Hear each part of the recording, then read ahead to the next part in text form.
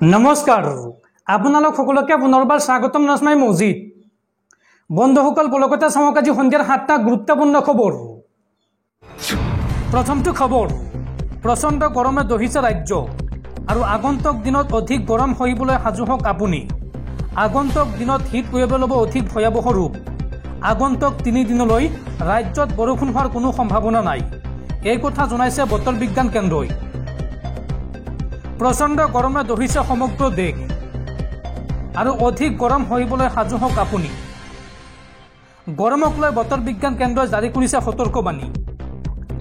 আগন্তুক দিনত হিট ৱেভে অধিক ভয়াৱহ ৰূপ ল'ব দেশত আৰু ইতিমধ্যে উত্তৰ ভাৰতৰ কেইবাখনো ৰাজ্যত ৰেড এলাৰ্ট জাৰি কৰা হৈছে। পাঞ্জাৱ, দিল্লী, ৰাজস্থান, উত্তৰ প্ৰদেশকে ধৰি বহুকেইখন ৰাজ্যত ভয়াৱহ পৰিস্থিতি। ৰাজস্থানত তাপমাত্ৰা বাঢ়িছে সৰ্বাধিক 48 ডিগ্ৰী চেলছিয়াছ পৰ্যন্ত। বতৰ বিজ্ঞান কেন্দ্ৰই চিনাক্ত কৰিছে দেশৰ 24টা বিশেষ প্ৰান্ত। এই 24টা প্ৰান্তত তাপমাত্ৰা স্পৰ্শ কৰিছে 45 ডিগ্ৰী চেলছিয়াছৰ ঘৰ। অহা 5 দিনত দেশজুৰি তাপমাত্ৰা আৰু বৃদ্ধি পোৱাৰ পূৰ্ণ সম্ভাৱনা আছে আৰু এই মুহূৰ্তত চিকিৎসালয়সমূহত সাজু কৰা হৈছে স্পেচিয়েল বেড। পৰিস্থিতিৰ সৈতে মোকাবিলা কৰিবলৈ সাজু হৈছে ৰাজ্যৰ স্বাস্থ্য বিভাগ। পৰৱৰ্তী খবৰ, দেশৰ কোটি কোটি কৃষকলৈ ভাল খবৰ। অতি শীঘ্ৰে কৃষকসকলৰ বেংক একাউণ্টত সোমাব PM কিষাণ সন্মান নিধিৰ 17 নম্বৰ কিস্তিৰ ধন। দেশৰ কৃষকসকলৰ বাবে ডাঙৰ খবৰ। দেশৰ কোটি কোটি কৃষকৰ বেংক একাউণ্টত সোমাব চৰকাৰী ধন। PM কিষাণ সন্মান নিধিৰ 17 নম্বৰ কিস্তিৰ ধন সোমাব বেংক একাউণ্টত। চলিত বৰ্ষৰ ফেব্ৰুৱাৰী মাহত কৃষক হিতাধিকাৰীয়ে লাভ কৰিছিল PM কিষাণৰ ধন আৰু 9 কোটিতকৈ অধিক কৃষক পৰিয়ালে লাভ কৰিছিল 16 নম্বৰ কিস্তি। আৰু জুন মাহৰ শেষৰ ফালে প্ৰকৃত হিতাধিকাৰী বেংক একাউণ্টত সোমাব PM কিষাণৰ ধন। লোকসভা নিৰ্বাচনৰ ফলাফলৰ পিছতেই কৃষকসকলে পুনৰ লাভ কৰিব PM কিষাণৰ ধন। 16 নম্বৰ কিস্তিৰ ধন লাভ কৰা কৃষকে পাব 17 নম্বৰ কিস্তিৰ ধন। পৰৱৰ্তী খবৰ, ৰাজ্যিক বিজেপিত পুনৰ মুকলি বিদ্ৰোহ। 6 বছৰ পাছত পুনৰ বিস্ফোৰক মন্তব্য নলবাৰী সমষ্টিৰ প্ৰাক্তন বিজেপিৰ বিধায়ক তথা জ্যেষ্ঠ বিজেপি নেতা অশোক শৰ্মাৰ। এই সন্দৰ্ভত অশোক শৰ্মাৰ মন্তব্য একাংশ বিজেপি নেতাক লৈ।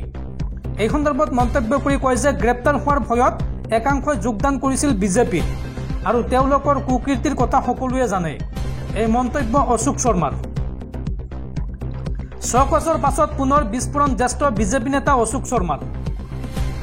গ্ৰেপ্তাৰ হোৱাৰ ভয়ত একাংশই যোগদান কৰিছিল বিজেপিত, এই মন্তব্য কৰিছে অশোক শৰ্মাই।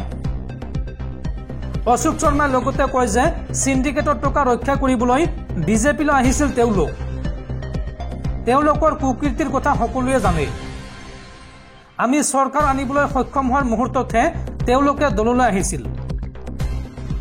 লগতে জয়ন্ত মল্ল বৰুৱাই কৰা মন্তব্যৰ প্ৰতিক্ৰিয়া প্ৰকাশ কৰে অশোক শৰ্মাই। এই সন্দৰ্ভত অশোক শৰ্মাই কয় যে আমাক 5 বছৰত 5 দিন কাম কৰা বুলি কয় তেওঁলোকে নিজকে 24 ঘণ্টা কাম কৰা বুলি কয়।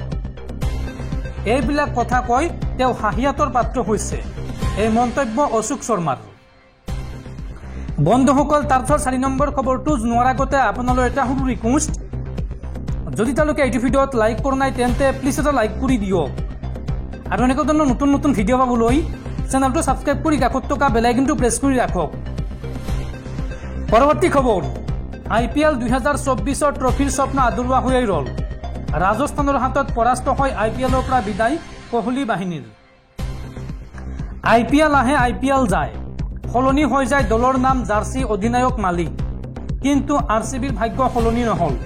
17 বছৰৰ পাছতো ভাৰত শ্ৰেষ্ঠৰ খিতাপটো আধৰুৱা হৈয়ে থাকিল কোহলি বাহিনীৰ। দুৰ্দান্ত প্ৰত্যাৱৰ্তনৰ সপোন উজ্জীৱিত কৰি তুলিও ৰয়েল চেলেঞ্জাৰ্ছ বাংগালুৰুৱে শেষত ট্ৰফি জয়ৰ কাষ চাপিব নোৱাৰিলে। ৰাজস্থান ৰয়েলছৰ হাতত এলিমিনেটৰত পৰাস্ত হৈ এইবাৰৰ বাবে IPL যাত্ৰা সামৰিলে বিৰাট বাহিনীয়ে। পৰৱৰ্তী খবৰ, অহা 4 জুনত প্ৰধানমন্ত্ৰীৰ চকী এৰিব লাগিব নৰেন্দ্ৰ মোদীয়ে। এইবাৰ দেশত চৰকাৰ গঠন কৰিব ইণ্ডিয়া এলায়েন্সে। এই মন্তব্য দিল্লীৰ মুখ্যমন্ত্ৰী অৰবিন্দ কেজৰিৱালৰ। নৰেন্দ্ৰ মোদীয়ে কিয় অৰবিন্দ কেজৰিৱালক জেললৈ পঠিয়াইছিল তাৰ উত্তৰ দিলে দিল্লীৰ মুখ্যমন্ত্ৰী অৰবিন্দ কেজৰিৱালে। এই সন্দৰ্ভত অৰবিন্দ কেজৰিৱালে মন্তব্য কৰি কয় যে মই ভাল কাম কৰাৰ বাবেই দেশৰ ৰজা মোদীৰ ৰুখত পৰিলো। মোৰ কামক ভয় কৰি দেশৰ ৰজা মোদীয়ে মোক জেললৈ পঠিয়ালে। দিল্লীৰ উন্নয়নক বাধা দিবলৈকে মোক গ্ৰেপ্তাৰ কৰোৱালে প্ৰধানমন্ত্ৰী মোদীয়ে। মই মুখ্যমন্ত্ৰী হৈ 500খন চৰকাৰী বিদ্যালয় বনালো, কিন্তু প্ৰধানমন্ত্ৰী হৈ মোদীয়ে কিমানখন বনালে? এই প্ৰশ্ন অৰবিন্দ কেজৰিৱালৰ। দিল্লীৰ চৰকাৰী বিদ্যালয় আৰু মহল্লা ক্লিনিক বন্ধ কৰিব বিচাৰিছে মোদীয়ে। মই জেলত থকাৰ সময়ত মোক ঔষধ দিয়া নাছিল। আৰু 4 জুনত প্ৰধানমন্ত্ৰীৰ চকী এৰিব লাগিব নৰেন্দ্ৰ মোদীয়ে। দিল্লীত 7খন আসনৰ 7খনতে জয়ী হ'ব ইণ্ডিয়া এলায়েন্স। দিল্লীত বিশাল ৰোড শ্ব' কৰি প্ৰধানমন্ত্ৰী মোদীক এইদৰে তীব্ৰ কটাক্ষ দিল্লীৰ মুখ্যমন্ত্ৰী অৰবিন্দ কেজৰিৱালৰ। পৰৱৰ্তী খবৰ, যুদ্ধৰ মাজতে পেলেষ্টাইনক এইবাৰ ৰাষ্ট্ৰৰূপে স্বীকৃতি বিশ্বৰ 3খন দেশৰ। স্পেইনৰ প্ৰধানমন্ত্ৰী, আয়াৰলেণ্ডৰ প্ৰধানমন্ত্ৰী আৰু নৰৱেৰ প্ৰধানমন্ত্ৰীৰ এই ঘোষণা। এই পৰ্যন্ত ৰাষ্ট্ৰসংঘৰ অধীনৰ 193খন দেশৰ ভিতৰত 142খনেই ৰাষ্ট্ৰ হিচাপে স্বীকৃতি দিছে পেলেষ্টাইনক। ইজৰাইল পেলেষ্টাইন যুদ্ধৰ মাজতে পেলেষ্টাইনক ৰাষ্ট্ৰৰূপে স্বীকৃতি বিশ্বৰ 3খন দেশৰ। একেদিনাই স্পেইন, নৰৱে, আয়াৰলেণ্ডৰ পেলেষ্টাইনক ৰাষ্ট্ৰ হিচাপে ঘোষণা। স্পেইনৰ প্ৰধানমন্ত্ৰী পেড্ৰ ছানচেজৰ ঘোষণা। অনুৰূপ ঘোষণা আয়াৰলেণ্ডৰ প্ৰধানমন্ত্ৰী চাইমন হেৰিছেৰো। লগতে নৰৱেৰ প্ৰধানমন্ত্ৰী জনাছ গৰ ষ্টৰেৰো এই ঘোষণা। উল্লেখযোগ্য যে চলিত বৰ্ষতে কেইবাখনো দেশে স্বীকৃতি দিছিল পেলেষ্টাইনক ৰাষ্ট্ৰ হিচাপে। এই তালিকাত আছে বাহামা, ত্ৰিনিদাদ এণ্ড টবেগো, বাৰ্বাডোজে দিছিল স্বীকৃতি। কিন্তু এই পৰ্যন্ত পেলেষ্টাইনক ৰাষ্ট্ৰ হিচাপে স্বীকৃতি দিয়া নাই আমেৰিকা যুক্তৰাষ্ট্ৰ, কানাডা, অষ্ট্ৰেলিয়া, জাপানে। একেদৰে দক্ষিণ কোৰিয়াসহ আন কেইবাখনো দেশেও দিয়া নাই স্বীকৃতি। ৰাষ্ট্ৰসংঘৰ অধীনৰ 193খন দেশৰ 142খনে স্বীকৃতি দিছে পেলেষ্টাইনক।